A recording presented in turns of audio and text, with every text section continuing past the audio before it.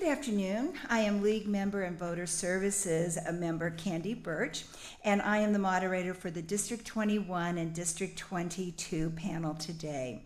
There are two candidates in the District 21 seat, Yvonne Henson, Democrat, and Holly Merton, Republican.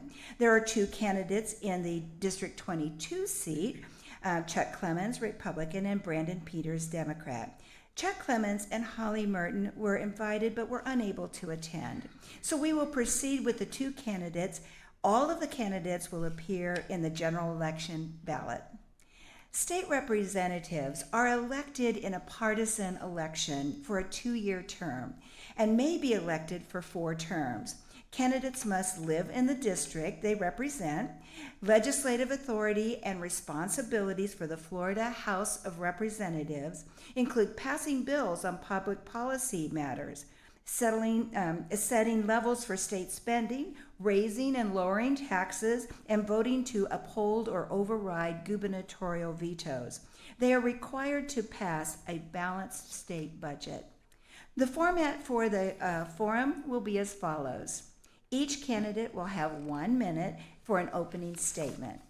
Following the opening statements, I will read questions prepared by the League of Women Voters. Each candidate will have 1.5 minutes to answer. There will be 3 questions asked of each candidate. I will rotate the order in which they are reported by name, alphabetically, and by district. After the questions have been answered, each candidate will have 1 minute closing statement. The order of closing statements will be the reverse order of the opening statements. So I will be able to, candidates, you will be able to see in front of you the timer indicating how much time you have left at 15 seconds and at stop. Please stop when your time is up or your microphones may be muted. Okay. We will now begin with candidates' opening statements. You will each have 1 minute, and we will begin with the candidate in District 21 in alphabetical order. 1. Yvonne Henson, your opening statement, please. Thank you. Thank you for having this live and for inviting me. 1 minute. Phew. I am Yvonne Henson. I'm your current state representative, and I have served for my first term in the most contentious and controversial term, I believe, of this generation. Still, I believe I served with integrity on 5 different very important committees, and I earned the respect of many of my colleagues. I have also served with the Florida Legislative Black Caucus, and I've also been able to get a lot of bills approved. Even though I couldn't get some of my initiatives heard on the floor, I was able to get them amended or included in other bills. Is that my time? I heard, yeah, that was a warning. Okay. Thank you for sharing. Okay, very fine. Thank you. Mm-hmm. I think you can push your button. Okay, so being the first is always the hardest one. Yes, it is. You know, and thank you, Yvonne Henson, for that. I appreciate that. So now we move on to the opening statement from District 22. Brandon Peters, your opening statement. Thank you very much to the League and to the Graham Center for hosting this event today and for inviting me. Congratulations to all the other candidates who are here. My name is Brandon Peters, and I'm a candidate for Florida House District 22. I'm running because the people of District 22 deserve better than their current representation. People don't want elected officials who are cheerleaders for a particular political party or another political figure. People in District 22 and throughout the state of Florida want and deserve someone who is a zealous advocate for them in Tallahassee every single day. And so when I'm elected, I will roll up my sleeves and not view the world or the landscape in Tallahassee in terms of Republicans and Democrats. I'll view it in terms of who I'm going to work with today on this issue for the benefit of the district and who I'm going to work with on a different issue tomorrow. My name is Brandon Peters, and I look forward to receiving your votes on November the 8th. Thank you. And now we will move on to the prepared questions. You will each have 1.5 minutes to answer. For the first question, we begin with District 21 of Yvonne Henson. Here's the question. What, if anything, should the state do to protect Sadowski funds for strictly housing purposes? Thank you for the question. One of my platform issues is housing affordability, and the Sadowski Fund is being peeled away every day.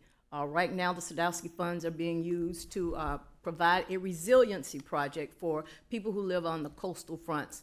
I believe that money should remain where it is for housing affordability because we also have a housing crisis that this particular legislature does not want to recognize. How can we preserve the Sadowski funds? By electing more Democrats who find the Sadowski funds to be something the people need and want. Thank you. Would you like me to repeat the question, Mr. Peters? The same question goes to you in District 22. Thank you very much.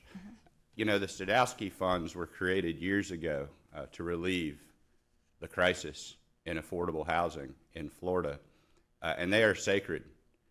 They are used to fund important and worthy programs to help ordinary Floridians afford ordinary dwelling structures. And we have in the state of Florida a crisis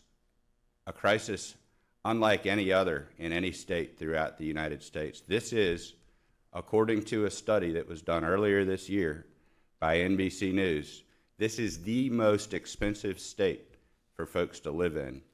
And so it's great that my opponent runs around District 22 in Tallahassee claiming to be a friend of small business, but I asked him, and I would have asked him had he bothered to show up, why do you think you're a friend of small business when the people who work for small business can't afford to put a roof over their heads?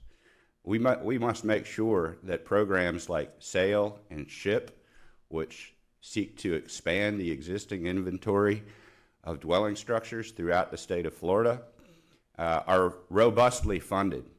And part of that robust funding comes from the Sadowski Trust Fund. My opponent has consistently, for the 6 years he's served in the legislature, stolen hundreds of millions of dollars from Sadowski and appropriated it to other purposes. I'll be different. Thank you. And now for the second question, we will begin with the District 22 candidate. How will you ensure the state actively and effectively spends the dollars from the Inflation Reduction Act to transition from fossil to renewable energy?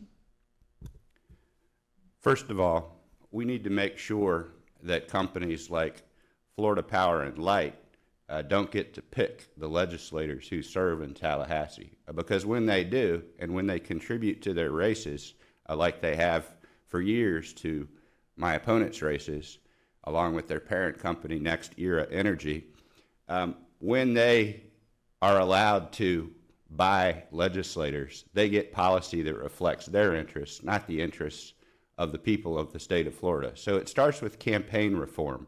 We need to make sure that we have legislators serving in Tallahassee who are responsive to the needs of their constituents whom they claim to serve, and not responsive to large outfits like Tampa Electric Company, Duke Energy, Next Era Energy, and FPL, all of which contribute mightily to my opponent's campaign coffers, along with big corporate polluters like phosphate mining companies and various fertilizing interests. So we need campaign finance reform, and we need to make sure that this unholy and corrupting relationship between companies that would have a legislature that is hostile to solar, which my opponent was when he voted for the anti-solar bill that was so bad that Governor DeSantis, to his credit, vetoed it.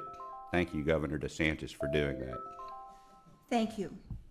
Question 2 now goes to the candidate in District 21, Yvonne Henson. Thank you so much. So, needless to say, I have already been in this fight. I have already been at war with these different companies trying to protect our right to solar energy as well as other environmental concerns. This war continues, and as this candidate said, It has everything to do with the amount of money these energy companies are paying to legislators who will bid for them. The question is, how are we going to ensure that Inflation Reduction Act transitions to fossil and renewable energy? Well, I do have a bill that got some traction last year called the Energy Equity Task Force. I believe if I can get that task force established this year, they can provide the kind of leadership and guidance we need on how this money is spent, who makes the decisions, and how it's done justly. This could also be a great avenue for eliminating some of the talk from the non or deniers of climate change.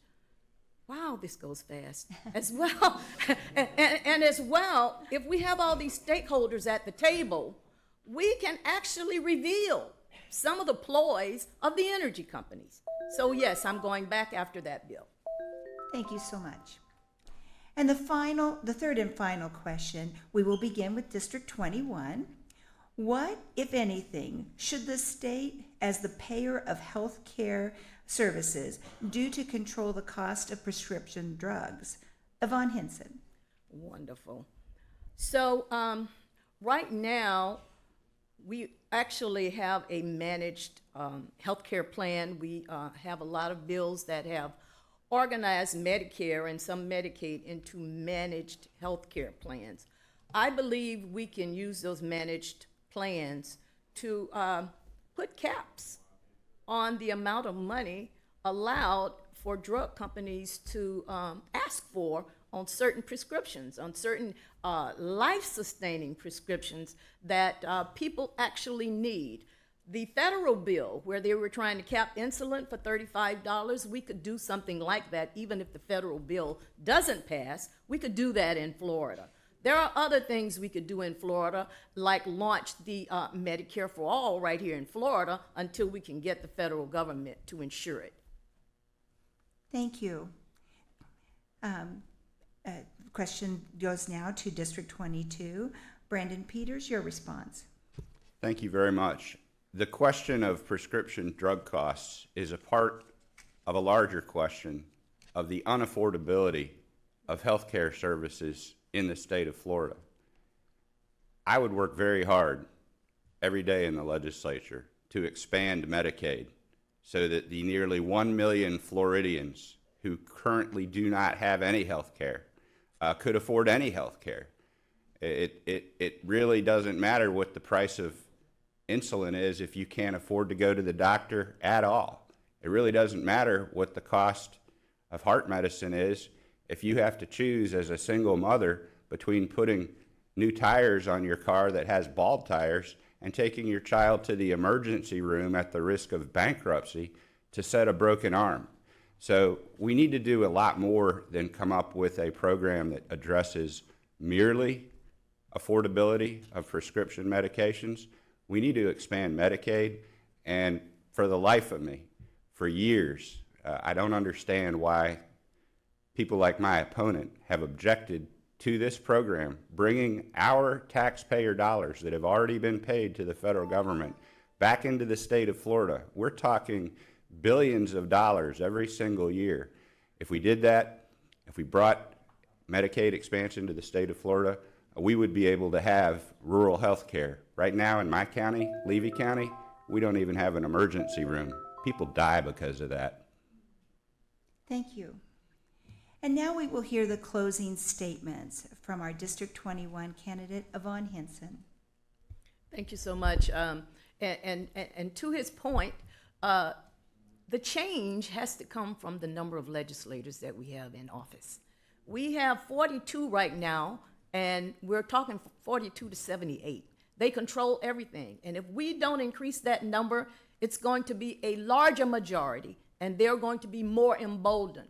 We have to get about the business of keeping our democracy intact, keeping our freedom intact. We are about to lose it if this number changes.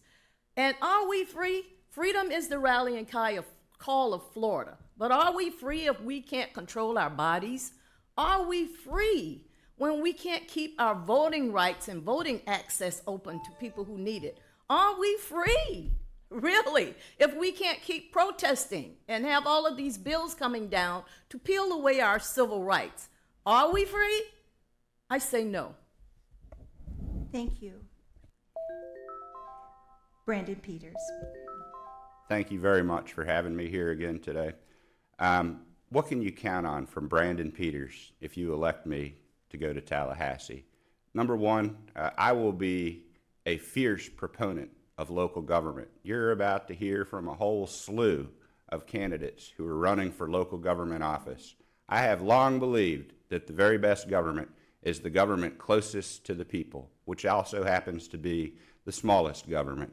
My opponent introduced a bill and got the support of senators from Sarasota County and Monroe County, representatives from Pensacola and Tampa, to take away the voice of the people in Alachua County by denying them the right to vote for all 5 of their county commissioners. Shame on you, Chuck Clemens. The people here have enshrined what they want in terms of a county commission election structure in the county charter. Your vote to overturn the charter, your introduction of legislation to overturn the charter, shows that you're out of touch with your constituents, and you're certainly out of touch with Alachua County. My name is Brandon Peters, and I'm glad to be here today to share with you my views about that and other issues. Thank you. Well, this concludes that panel, Florida House of Representatives.